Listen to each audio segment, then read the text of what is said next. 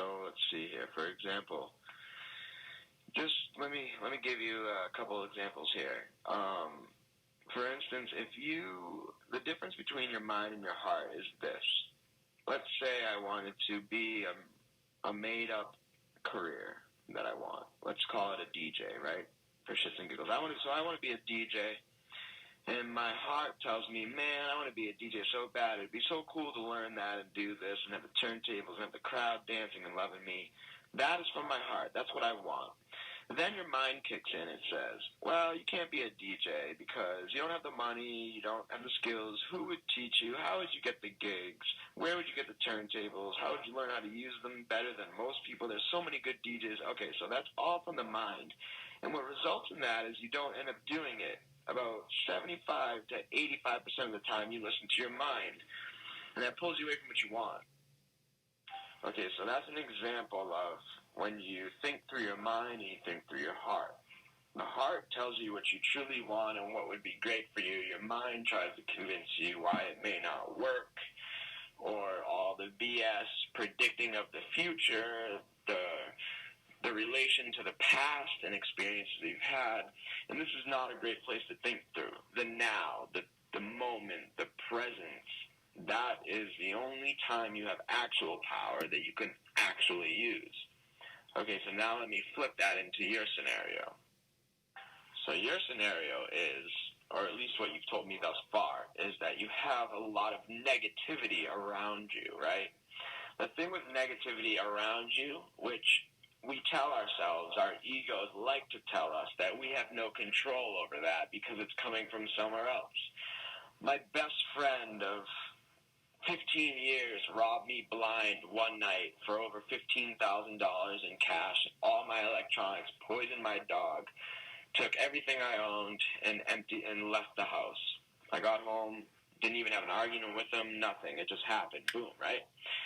I could sit here all day and tell myself, that's not fair to me. Why the hell did that happen? It was all his fault, blah, blah, blah. But that's just ego. The truth is I knew that something wasn't right with him, but he was my friend, so I let my mind tell me why it was all right to keep him around for longer, even though my heart sensed something wrong. Long story short, it was my fault. And what people need to realize is that they need to take action for every single thing that they ever do, right? And the only time you don't is when your ego gets involved and says, well, I couldn't do anything about that. But the truth is, if you looked deeper and came out of your ego and you were examining that life situation, you would realize at some point you were able to do something about that, which does make it your fault in the end. There's a handful of scenarios that sometimes you have absolutely no control over, but you could always find a way to take responsibility for it, and people who live through their ego and their minds never see that, or they don't even want to see that. If you were somebody that lived that way right now in this conversation, you'd think I was spitting a bunch of bullshit. But what I know and feel from you is you're deeper than that, and I'm connecting to you, and you're realizing it as we speak. So moving forward, what you need to do is you have this, what seems like negativity around you, and the only reason it is around you is because you let it be. If you were to embrace the light, the love, the spirituality, and live through your heart and not your mind, what would happen is two different things are possible. One, you don't interact with that negativity at all. You live through your heart, you stay above it, and those people start recognizing that it doesn't affect you at all, which therefore makes it useless. So your light in the end takes over them, and they start seeing the better side. They start being envious of you that you handle things in a different way, and that's contagious. And now they start asking you questions. They start coming to the light. Your light takes over them, and now they're pulled into the beautifulness, which makes them adjust their life and their negativity. Now you have light around you. You have someone checking you. You have someone checking them. It's a beautiful little system. The other thing that can happen as this person or this negativity is so disgusted by your lack of ego your lack of interaction with these people that they just get so upset with it that they get away from you. They say, I can't get this person going. They won't talk to me. They won't interact when I'm upset. And that means that they're not ready to let go of being upset or negative, whatever that means, whatever their negativity is.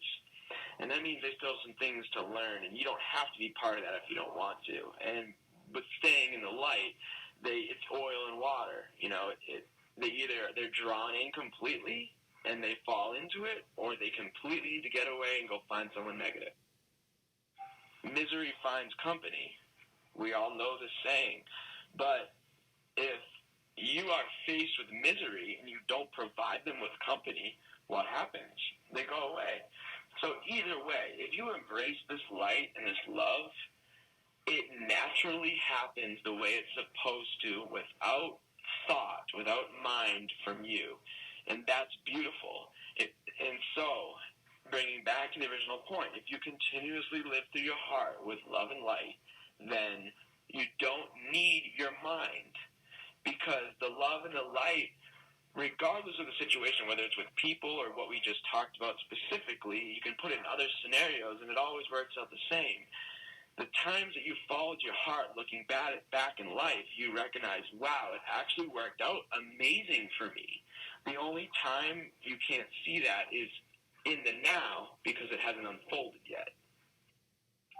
So that's why it's always hard for us in the moment, because we use our minds in the moment most of the time, which is actually incorrect. We should be using our hearts and following what we believe in our gut is true and what we need and what is right. And if you do that, the next situation presents itself through presence instead of the mind. And your results are typically amazing because of that. And don't get me wrong, there's always time for thinking.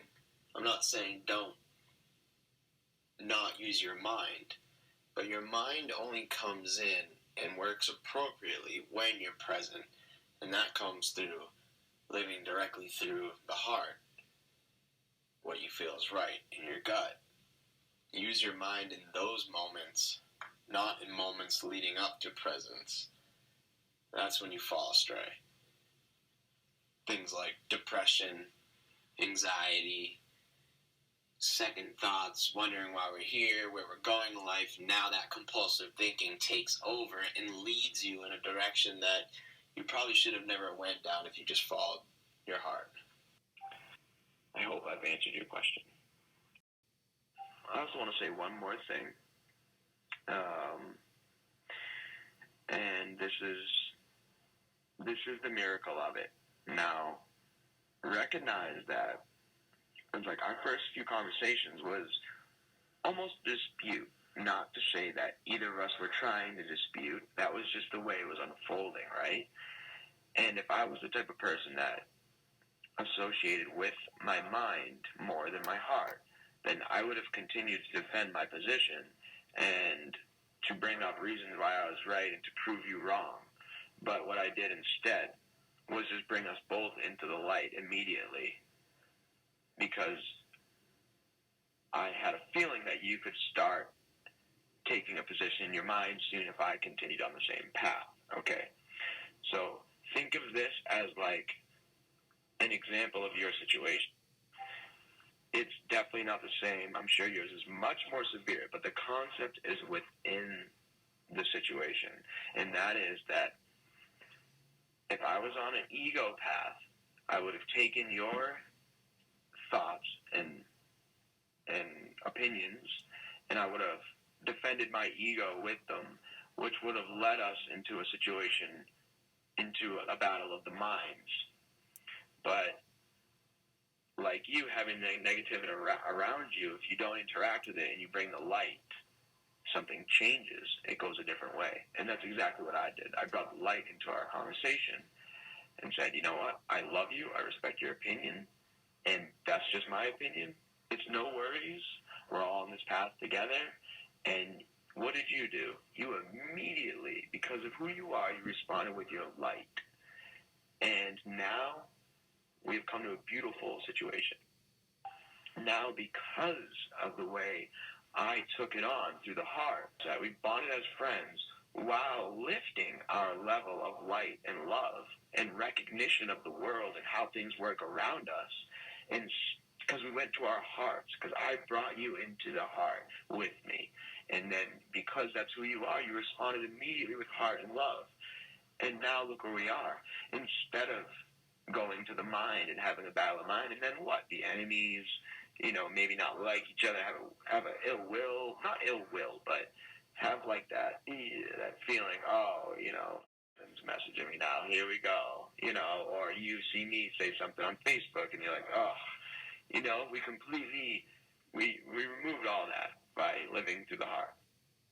Not to say that that's what would have happened, but it would have definitely happened if we both retreated to our ego instead of the heart.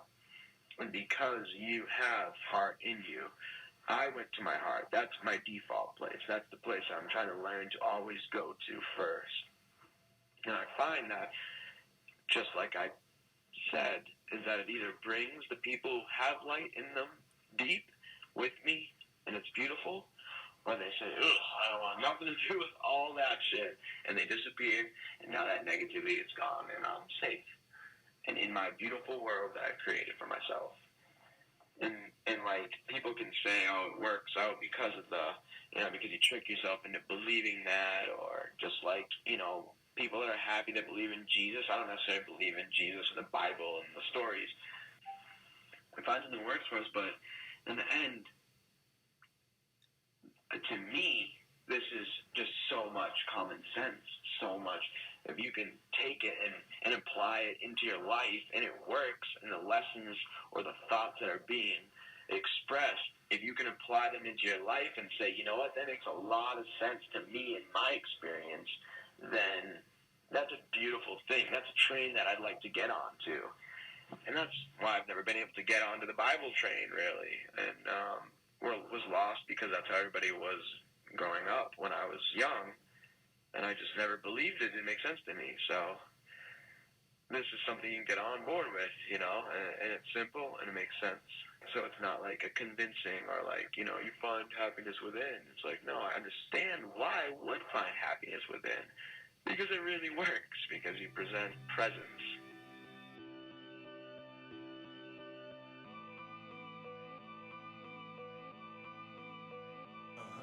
Yeah.